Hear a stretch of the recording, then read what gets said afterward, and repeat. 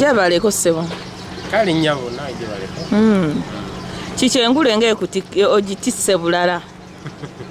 Kandi tulina okulaga kye tuli abantu bamanye muli ki ttiimu biki ebyo? Ttiimu bagita Yellow Camp Uganda. Nze bampita Glen Timo. Kisangibwa nti leero opremiyalinga akayimba kaffe ke bayita Songa Mbele. Akamuzeeyi akogera ku bintu muzeeyi byazze ng'akola bbanga lino lyonna. Obuvumo obujjeewa nga ate abasinga tebakyayagala NRM. Ako kabudde abantu baagala nnyo NRM tuli bangi lwakuba tuba bize tuba tukola tuba tuli mu mirimu. Manyi kweka okuwagira okutuufu oba owagira ekintu omuntu gwagira kyakkiririzaamu. Oli mukyalawo kiki? Nange ndi muwagizi wa NRM. Weka bannange omusajja abayimbi bonna bangi abayimbi ennyimba za NRM. Lwaki gwe ate wavuddeyo nti ate lwa Yellow Camp olwawula ozaabalala?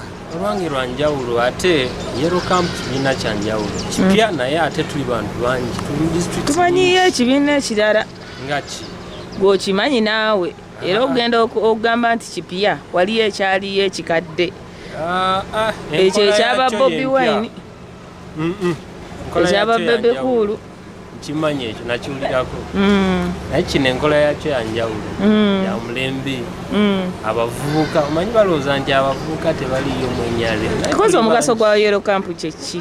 Omugaso gwaffe gwa kugatta groups zino ez'abantu aba bulijjo ne ku nkulakulana egenda mu maaso gye bayinza okuba nga tebamanyi nga tulina abantu ng'abavuzi ba taxi waliyo ebintu nga bye bayita presidential initiatives abantu abamu tebabimanyi ebintu ebyo. Njawulo ki gy'oyogera nti oluyimba lwabadde lwa njawulo ku z'abalala? Kati olwaffe lwo terwatakinga anyone in particular. Lwo lusonga ku bintu muzeeyi byazze ng'akola. We are talking about things that matter. Ebintu byatakoze tetubyogedde kuba waliyo ababyogera bannaffe bali abakadde. Vidiyo yabadde njawulo. Kati ebyaffe muzeeyi byakoze bye twogera. Vidiyo yabadde nkyamufu nnyo.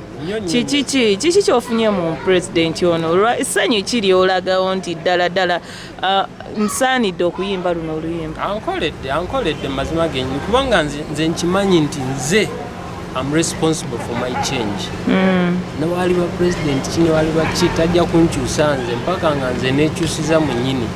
Kyengezaako gamba abantu nti ffe we are responsible